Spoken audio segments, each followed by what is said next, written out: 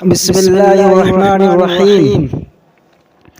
پہلی وحی آنے کے بعد نبی کریم صلی اللہ علیہ وسلم اپنی عادت کے مطابق غار حرا میں تشریف لے جاتے رہے۔ ایک دن وہاں سے آپ صلی اللہ علیہ وسلم واپس آئے اور پہلے بیت اللہ شریف میں جا کر کعبہ کا طواف کیا۔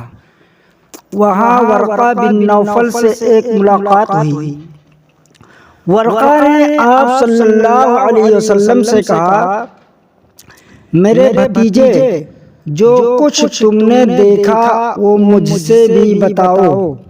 رسول اکرم صلی اللہ علیہ وسلم نے ان سے بیان کیا تو ورقہ بن نوفل نے کہا، خدا کی قسم، تم اس امت کے نبی ہو اور تمہارے پاس وہی عظیم فرشتہ آیا تھا جو موسیٰ علیہ السلام کے پاس آ چکا ہے۔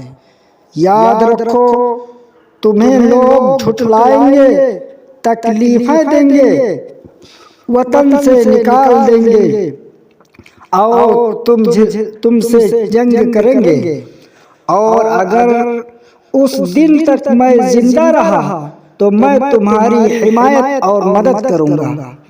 حضور اقدس صلی اللہ علیہ وسلم نے پوچھا، کیا میری ہی قوم کے لوگ مجھے وطن سے نکال دیں گے؟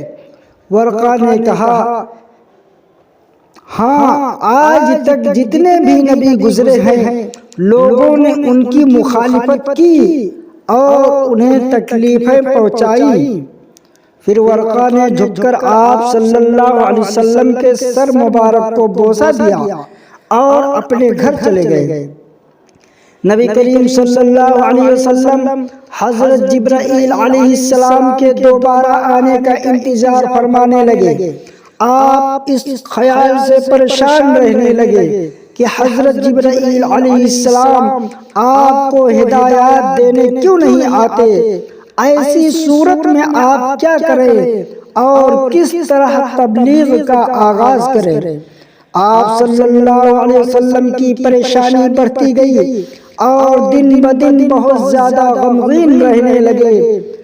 حضرت خدیجہ رضی اللہ عنہا آپ صلی اللہ علیہ وسلم کی اس پریشانی کو بھاپ گئی اور وہ بھی آپ صلی اللہ علیہ وسلم کی طرح ہر وقت اداس اور پریشان رہنے لگی۔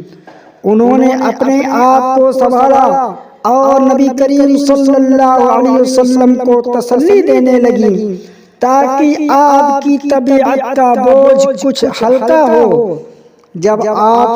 جب بہت لمبا عرصہ گزر گیا تو نبی کریم صلی اللہ علیہ وسلم کی بے قراری بہت زیادہ بڑھ گئی۔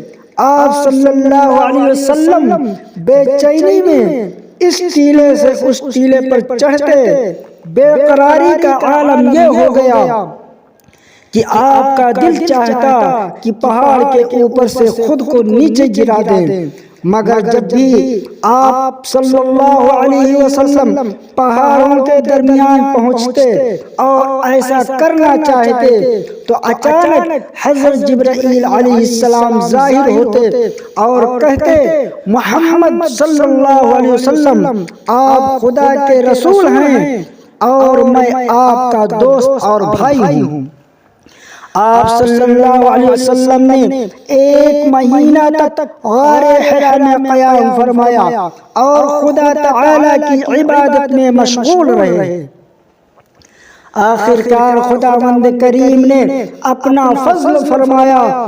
ایک روز غار حرا سے واپس تشریف لا رہے تھے کہ اچانک آپ کو ایک آواز سنائی دی۔ آپ صلی اللہ علیہ وسلم نے آگے پیچھے دائیں بائیں ہر طرف دیکھا مگر کچھ نظر نہ آیا۔ پھر آپ صلی اللہ علیہ وسلم نے اوپر کو نظر اٹھائی تو دیکھا کہ وہی فرشتہ سامنے ہے جو غار حرا میں آیا تھا، یعنی حضرت جبرائیل علیہ السلام۔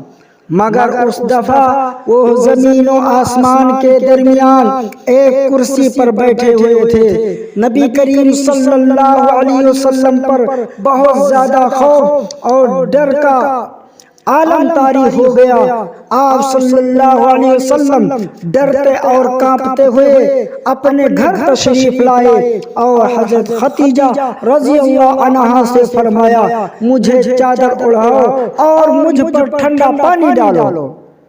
اس وقت آپ صلی اللہ علیہ وسلم پر یہ آیت نازل ہوئی یا ایھا المدثر قم فانذر وربک فکبر وثیابک فطہر والرجز فاہجر ولا تمنن تستکثر ولربک فاصبر۔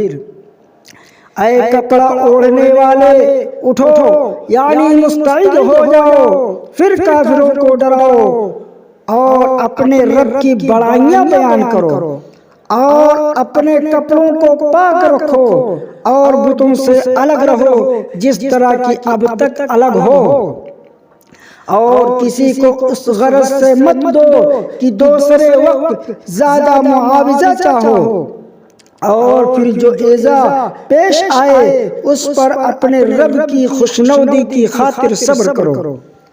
اب نبی کریم صلی اللہ علیہ وسلم مطمئن ہو گئے۔ آپ صلی اللہ علیہ وسلم کے قلب کو سکون حاصل ہو گیا اور بے قراری دور ہو گئی۔